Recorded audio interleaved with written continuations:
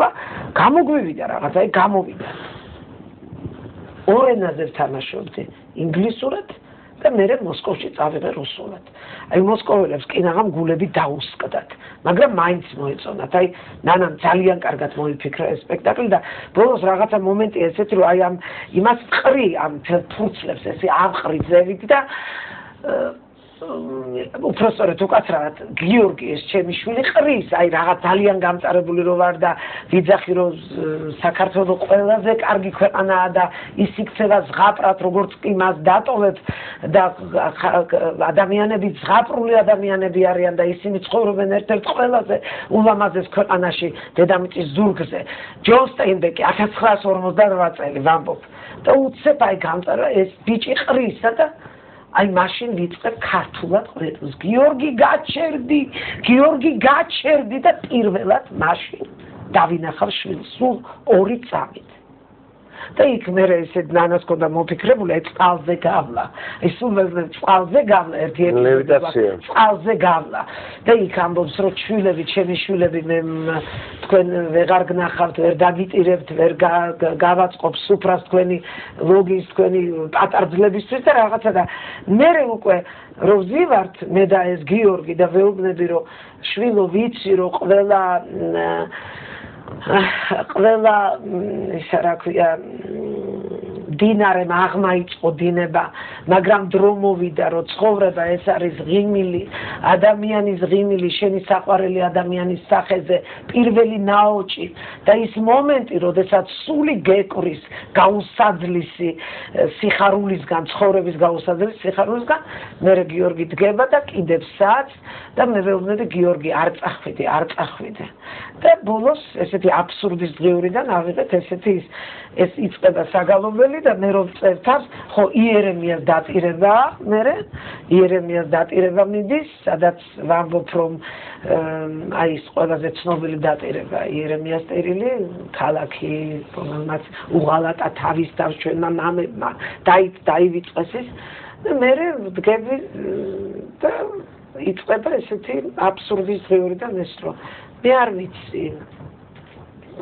რა არის მობილური ტელეფონი.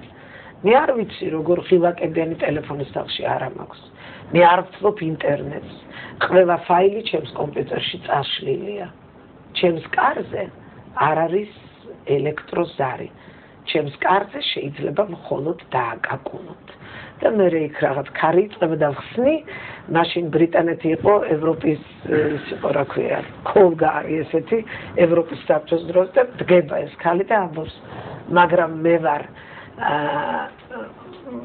ყველაზე თანამედროვე ხომალდის კაპიტანი, რომელიც კოსმოსში მიფრინავს.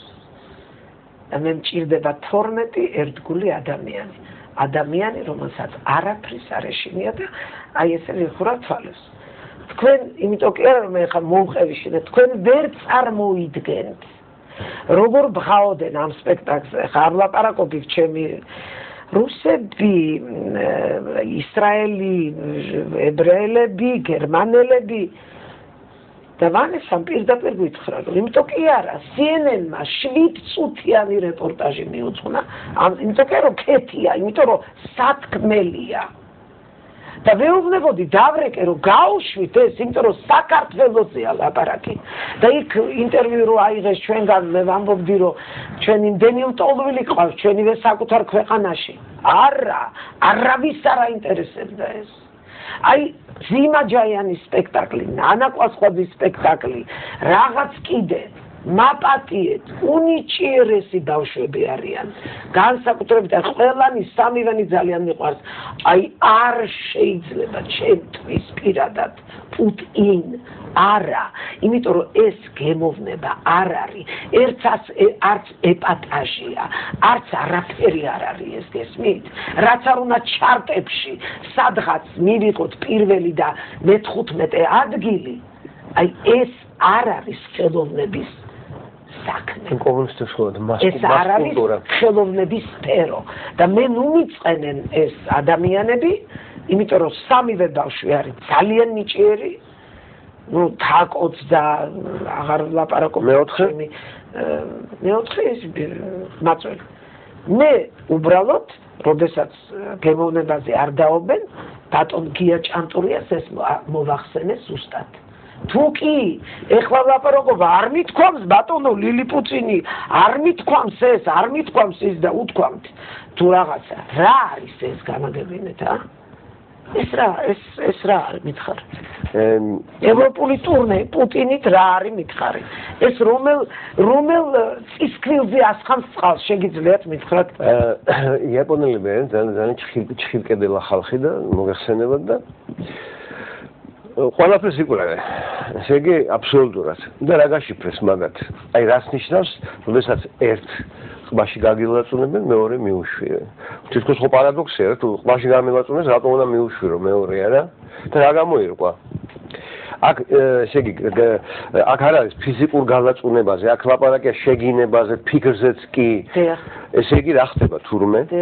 დედამიწას აქვს თავის გრავიტაცია კოსმოსში ვარ და ყველა კოსმონავტები ვართ ხო იქ არის მთვარე ის ერთმანეთთან კავშირში ყველაფერი და თურმე თუ გაიფიქრე ხო შე გამოასხივე ეს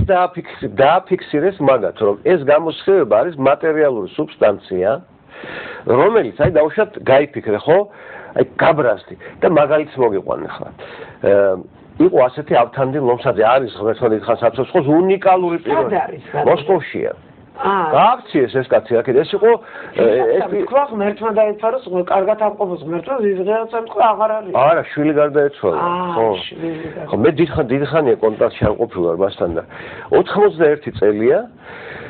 და ლელოს რედაქტორმა მუშამ განყოფილებს გავგევარა და კარგით დაშხოლაბა არა ახლა ხო ლელოს რედაქტორმა დამოვალა რომ რამე ისეთი მონახეო რა ნუ წავედი და ავთანდილ ლომსაძის ეგრეთ წოდებული კონცერტი ტარდება ოფიცერთა სახლში ნუ ხო რა არის გამოდის ლომსაძე გახსოვთ მესინგი ლომს მესინგი გამოდის ლომსაძე და ისეთ რაღაცებს აკეთებს ნუ თვითონ ფოკუსები მაგრამ არ არის ეს ფოკუსები და შეხვდი ამ კაცს გარდა იმისა რომ ეს თავისი ნიჭის რეალიზებას ახდენს 91 წელი გაგანია ბრეჟნევია ხო თავის ნიჭის რეალიზებას ახდენს მაშინ იმასაც ლაპარაკობდნენ უკაცრავად რომ გაწყვეტინებთ რომ აი ეს მესიანელებივით ვიღაცებიო ჭირდებოდათ იმიტომ რომ